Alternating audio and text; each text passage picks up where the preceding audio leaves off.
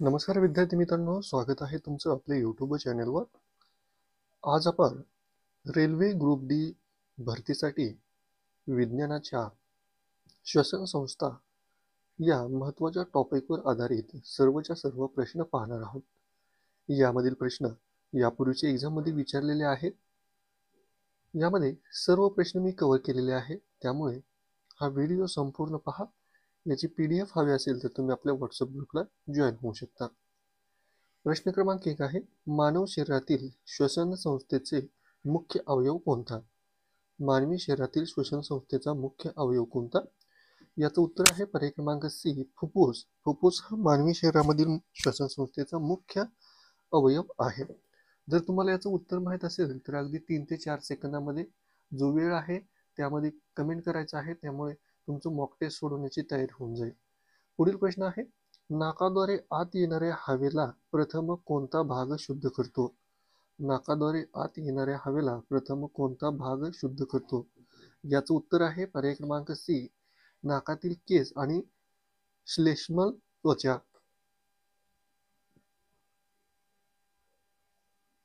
पुढचा प्रश्न आहे, श्वसन संस्थेमध्ये अन्न व वायू या दोन्हीचा मार्ग कोणत्या ठिकाणी एकत्र येतो?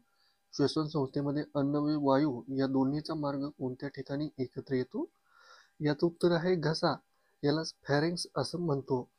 पुढचा प्रश्न आहे, फुफ्फुसात हवा पोहोचवण्यासाठी मुख्य नळी कोणती? याचं उत्तर आहे श्वासनलिका, ट्रॅकिया असं सुद्धा त्याला इंग्रजीमध्ये म्हटलं जातं. मित्रांनो, तुम्ही अजूनही व्हिडिओला लाईक केलं नसेल तर व्हिडिओला लाईक करायचं आहे. पुढचा प्रश्न आहे, श्वासनलिकेचा शेवट कोणत्या भागात होतो? श्वासनलिकेचा शेवट हा ब्रॉन्कायमध्ये होतो.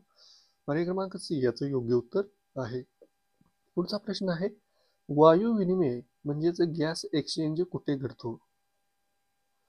उत्तर आहे ॲल्व्हिओलायमध्ये. पर्याय क्रमांक सी याचं उत्तर होईल. नेक्स्ट क्वेश्चन आहे, ॲल्व्हिओलाय भोवती कोणत्या रक्तवाहिन्या असतात? ॲल्व्हिओलाय भोवती केशवाहिन्या असतात. पर्याय क्रमांक बी याचं उत्तर आहे कॅपिलरीज असतात. नेक्स्ट क्वेश्चन आहे, श्वसनामध्ये मुख्यतः कोणता वायू आत घेतला जातो? श्वसनामध्ये मुख्यतः कोणता वायू आत घेतला जातो? उत्तर आहे ऑक्सिजन. पर्याय क्रमांक ए याचं योग्य उत्तर होईल.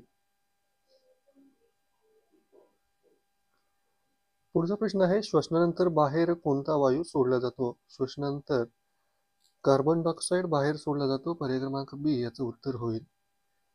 नेक्स्ट क्वेश्चन आहे, डायफ्रामचं कार्य श्वसनात कसा असतो? डायफ्रामचे कार्य श्वसनामध्ये काय असते? उत्तर आहे याचं उत्तर आहे छातीचा पोकळ भाग वाढवणे व कमी करणे. पुढचा प्रश्न आहे, खालीलपैकी कोणता अवयव व्हॉइस बॉक्स म्हणून ओळखला जातो? खालीलपैकी कोणता अवयव व्हॉइस बॉक्स मध्ये ओळखला जातो? उत्तर आहे लॅरिंक्स. पर्याय क्रमांक बी याचं उत्तर होईल. नेक्स्ट क्वेश्चन आहे, श्वसन हा कोणत्या प्रकारचा क्रिया प्रक्रिया आहे? श्वसन ही कोणत्या प्रकारची क्रिया प्रक्रिया आहे? उत्तर आहे अवचेतन, इनव्हॉलंटरी. त्याचं नियंत्रण मानवाकडे नाही. पुढचा प्रश्न आहे, प्रौढ व्यक्तीमध्ये दर मिनिटाला किती वेळा श्वासोच्छ्वास होतो? प्रौढ व्यक्तीमध्ये दर मिनिटाला 16 ते 18 वेळा श्वासोच्छ्वास होतो. पर्याय क्रमांक सी याचं योग्य उत्तर होईल. नेक्स्ट क्वेश्चन आहे, श्वसन प्रक्रियेत निर्माण होणारी ऊर्जा कोणत्या स्वरूपात मिळते? उत्तर आहे ATP, ॲडेनोसिन ट्रायफॉस्फेट या प्रकारामध्ये श्वसन प्रक्रियेत निर्माण होणारी ऊर्जा शरीराला मिळते. पुढचा प्रश्न आहे, कोणत्या अवयवात श्वास घेताना हवा प्रथम प्रवेश करते? सोपा प्रश्न आहे, याचं उत्तर सगळ्यांनाच यायला पाहिजे. उत्तर आहे नाक. पर्याय क्रमांक ए याचं उत्तर होईल.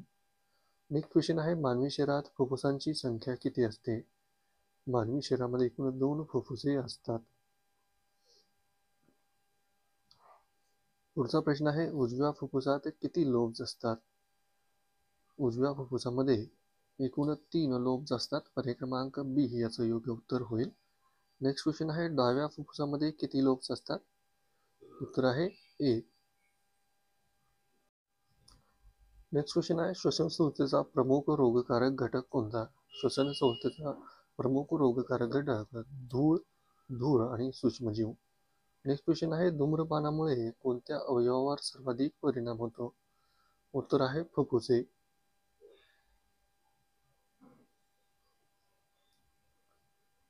पुढचा प्रश्न आहे, श्वसन संस्थेमध्ये लॅरिंग्स कुठे स्थित आहे? श्वसन संस्थेमध्ये लॅरिंग्स हा घसा व श्वसननलिके यांच्यामध्ये स्थित असतो.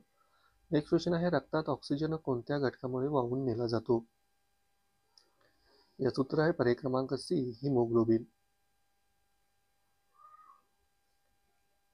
पुढील प्रश्न आहे, ब्रॉन्काय कोणत्या अवयवाचा भाग आहे? ब्रॉन्काय हा फुफ्फुसांचा भाग आहे. पर्याय क्रमांक ए याचं उत्तर आहे. मित्रांनो, व्हिडिओला अजूनही लाईक केलं नसेल तर व्हिडिओला लाईक करा. नेक्स्ट क्वेश्चन आहे, श्वसन आणि पेशी श्वसन म्हणजे सेल्युलर रेस्पिरेशन यातील फरक काय आहे? याचं उत्तर आहे पर्याय क्रमांक बी, श्वसन म्हणजे बाह्य वाढवून घेणे आणि पेशी श्वसनात ऊर्जा निर्माण होते.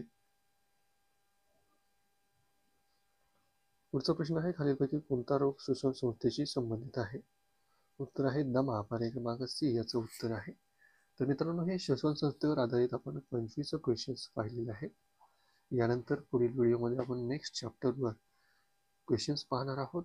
त्याआधी तुम्ही आपल्या चॅनलला सबस्क्राईब करा, त्यामुळे तुमचा येणारा व्हिडिओ मिस होणार नाही. आणि हा व्हिडिओ जास्तीत जास्त शेअर करा, त्याचबरोबर या व्हिडिओला लाईक करा.